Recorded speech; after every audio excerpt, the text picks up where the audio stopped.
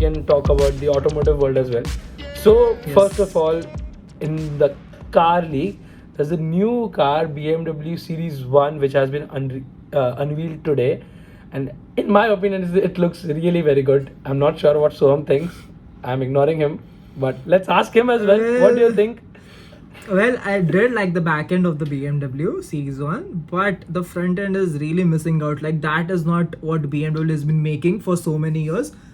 It has been aggressive look, and it has always shown the aggressive ways their design is. And this, from the front, it doesn't give aggressive look at all. ऐसा लग रहा है कि it's a baby car, man. It looks like a baby car, and it's not that what BMW has always shown themselves as.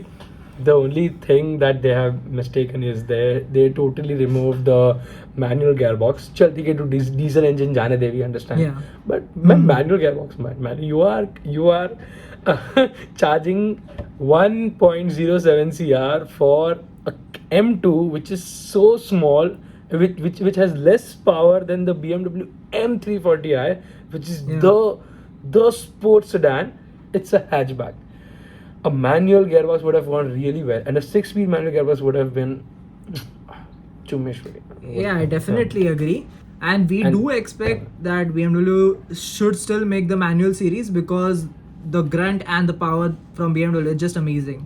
No doubt on that. And talking about the interiors, the car has got 10.7 and 10.25 digital screen, which is a full infinity screen. So there's a heads-up display, augmented view on the control display, and wireless charging, which every car gets now. Comfort access, I'm still not sure what that means. Logo projection from the exterior mirrors is a good thing, because it acts as a puddle lamp for you. And they have got the Harman Kardon sound system, which is actually relevant for the car, because there are a lot of cars which get the system but are no good because of the car muscularity. Talking about bikes, we would say BMW GS 1300 will be launching soon in India, and as we know, they have been pre-testing with all the bike communities and the content creators. Right now they are in Ladakh, and they are trying the new bike, seeing how it's performing and how it's going and everything. So very soon 1300 GS is going to launch in India, which is a great news for all the adventure lovers. And it is going to play a very big part, because as we know how crazy the GS has been in India, even with the 1250, everyone knows like how such an amazing bike it was. So let's see how does 1300 replace it with 1250. And by the looks, I would say it has gone a little bit slimmer compared to what it was way before. And they have given a lot of work on the suspension. As we know, there is very less work of telescopic suspension, and the main suspension plays at the back and behind the telescopic. So let's see how does this work out, and how do people like it. And let's hope that it falls in the right price point, because it is not a cheap bike at all. It is a very expensive bike, and let's see how costly it gets. Man. Yeah, it's of course it's 1300, so can't say anything about that. Yeah.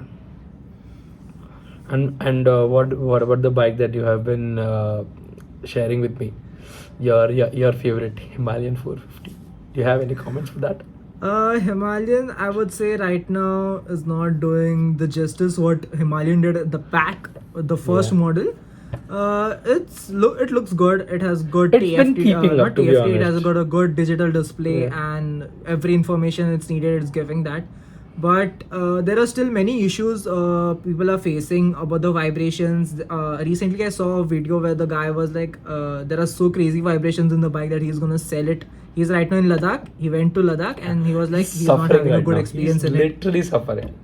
Yeah, he's literally suffering. I mean, I would just say here that experience of every people is a bit different, because there are a lot of YouTubers whom I see, they have a very good experience with the bike. They are doing miles and miles, like 1,000 miles, 2,000 miles on one trip and all, and they are complaining nothing about the bike, and some others say the bike is no good. So I mean, let's blame the RE for this.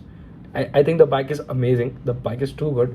Yeah. But yet I feel like still RE lacks in some fit and finishes, and Correct. like the vibration issues, it has always been there, and I don't think it has been properly solved yet. People are paying amount to get their problem solved of the bike leaning towards the right.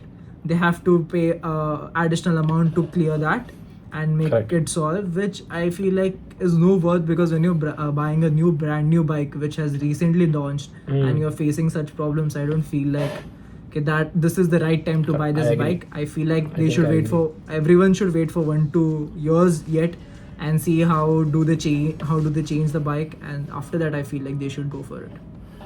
Fair. So I guess that was all updates of this week, and I guess Yes. we'll meet next week, and we will keep updating about it, about the race on our Yes, Insta story. definitely. So make sure you're following us there. Guys, keep supporting. Go follow our Instagram.